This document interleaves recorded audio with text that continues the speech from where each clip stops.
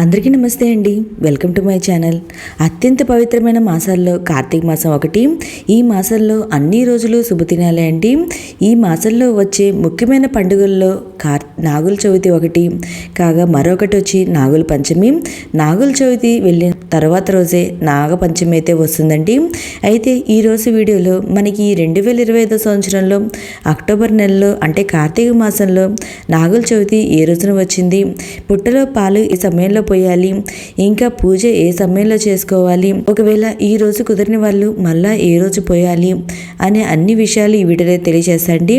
ఈ రోజు పుట్టలో పాలైతే పోస్తారండి. అలాగే సుబ్రహ్మణ్య స్వామి వారి దేవాలయంలో అభిషేకాలు సైతం నిర్వహిస్తారు.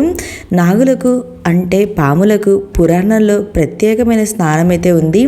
కార్తీక మాసంలో శుక్లపక్షం చవితి తిథి రోజున ఈ నాగుల చవితి అయితే వస్తుందండి.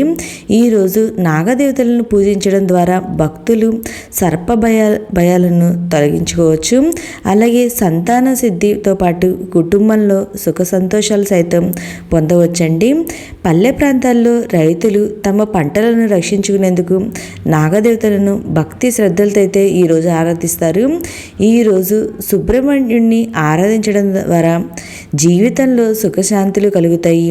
అలాగే సర్పదోషాలతో పాటు ఇతర వ్యాధులకు సంబంధించిన దోషాలు సైతం తొలగిపోతాయండి.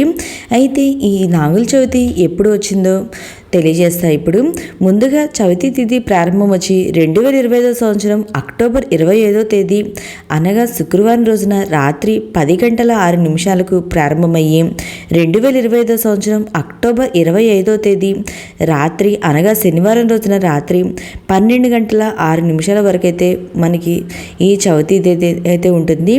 మనం నాగుల చవితి నిర్వహించుకోవాల్సిన తేదీ వచ్చి 2025 సంవత్సరం అక్టోబర్ 25వ తేదీ అనగా శనివారం రోజున. ఈరోజు పుట్టలో పాలు పోయాల్సిన శుభ సమయం వచ్చి ఉదయం 7:30 నుండి 9 గంటల లోపు. ఒకవేళ మీకు ఈ సమయం కుదరలేదనుకుంటే ఉదయం 10:31 నుండి 12:05 వరకు అయితే మన పుట్టలో పాలు అనేది పోసి సుబ్రహ్మణ్య స్వామికి పూజ అయితే చేసుకోవచ్చండి. ఒకవేళ మాకు ఈరోజు పుట్టలో పాలు పోయడం కుదరలేదు అనుకునే వాళ్ళు తర్వాత రోజు వచ్చే నాగుల పంచమి రోజు మన పుట్టలో పాలైతే పోసుకోవచ్చు. నాగుల పంచమి వచ్చి 2025 సంవత్సరం అక్టోబర్ 26వ తేదీ అనగా ఆదివారం రోజున. ఈరోజు పుట్టలో పాలు పోయాల్సిన శుభ సమయము ఇంకా సుబ్రహ్మణ్య స్వామికి పూజ చేసుకోవాల్సిన శుభ సమయం వచ్చి ఉదయం 5:59 నుండి 12 గంటల లోపు మనం పూజా కార్యక్రమాలని నిర్వహించుకోవచ్చు. అశౌచంలో ఉన్నవారు నాగుల చవితి రోజున పుట్టలో పాలు పోయొచ్చా, నాగ ప్రతిమకు పూజ చేయవచ్చా చేయకూడదా అనే సందేహం అయితే చాలా మందికి ఉందండి. నెలసరిలో ఉన్నవాళ్ళు మైలు ఉన్నవాళ్ళు ఈ నాగుల చవితి రోజున పుట్టలో పాలు అనేది సుబ్రహ్మణ్య స్వామికి పూజ అనేది చేయకూడదండి. ఒకవేళ ఏటి సూతకంలో ఉన్న వాళ్ళైతే మీరు పుట్టలో పాలైతే పోయకూడదు కదండి, ఇంట్లో ఉండైతే పూజ అయితే చేసుకొని ఆ రోజు సుబ్రహ్మణ్య స్వామికి సంబంధించిన స్తోత్రాలు అయితే పారాయణం అయితే చేయొచ్చు. ఓకే అండి, మీకు ఈ నాగుల చవితికి సంబంధించి ఏమన్నా సందేహాలుంటే నా కమెంట్ బాక్స్లో కమెంట్ పెట్టండి. ప్రతి ఒక్కరికి రిప్లై అనేది ఇస్తాను.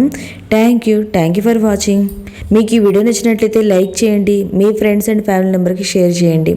Thank you.